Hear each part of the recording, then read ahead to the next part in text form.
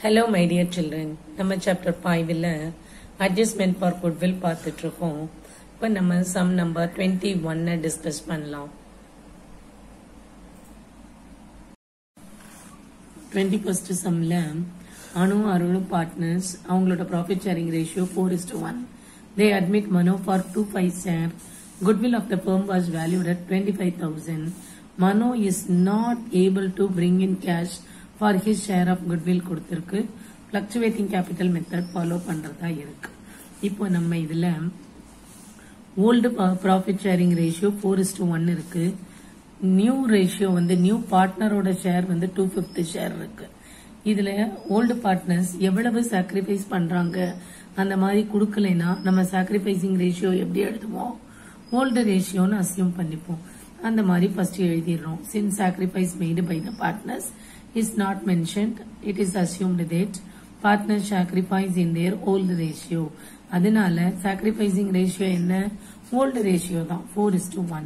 சரி, எப்பயும் new partner கேஷ்ல கொண்டு வந்தா அவரோட ஷேர் ஆஃப் குட்வில்க்கு கொண்டு வந்தா என்ன ஜேர்னல்னு பார்த்துட்டு இருந்தோம்.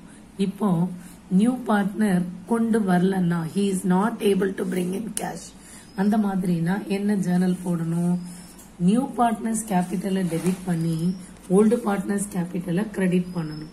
நியூ பார்ட்னர்ஸ் மனோவோட கேபிட்டலை டெபிட் பண்ண பொழுது அந்த கேபிட்டல் குறைஞ்சிடும். டு ஓல்டு பார்ட்னர்ஸ் கேபிட்டல் எழுதணும். சரி, அடுத்தது மனோவோட இது குட்வில் எவ்வளவுன்னு பார்க்கணும்.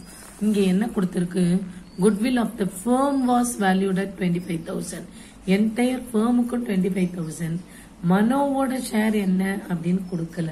இப்ப லாஸ்ட் சம்ல எல்லாம் பாத்தீங்கன்னா 20th எல்லாம் Jayashree page 6,000 towards her share of குட்வில்னு கொடுத்திருந்தது.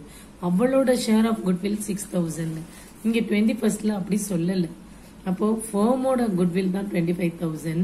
மனோவோட ஷேர் எவ்வளவுன்னு சொல்லலைன்னா நம்ம என்ன செய்யணும், 25,000 ஃபர்மோட குட்வில்ல மனோவோட ஷேர் 2/5 மல்டிப்ளை பண்ணணும். சோ மனோ கொடுக்க வேண்டியது இந்த 10,000 தான் கொடுக்கணும் குட்வில்க்கு. சோ நம்ம இந்த 10,000 எழுதி இந்த 10,000 சாக்ரிஃபைசிங் ரேஷியோல பிரிச்சிடணும். சாக்ரிஃபைசிங் ரேஷியோ என்ன, 4:1. So 10,000 into 4:1னால 4/5. 10,000 into 1/5 8,000 2,000 அப்படின்னு பிரிச்சுட்டோம்னா மனோவோட ஷேர் ஆஃப் குட்வில் ஓல்டு பார்ட்னர்ஸ்க்கு டிஸ்ட்ரிபியூட்டட்னு எழுதலாம், இல்ல கிரெடிட்டட் டு ஓல்டு பார்ட்னர்ஸ்னு எழுதலாம். ஏன்னா நம்ம ஒன்னும் டிஸ்ட்ரிபியூட் பண்ணல. So credited to old partners. புரிஞ்சிருச்சா?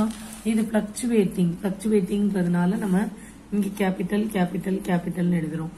பிக்சடா இருந்தா current account current account current அக்கௌண்ட்னு எழுதியிருக்கோம். புரிஞ்சிருச்சா? தேங்க்யூ.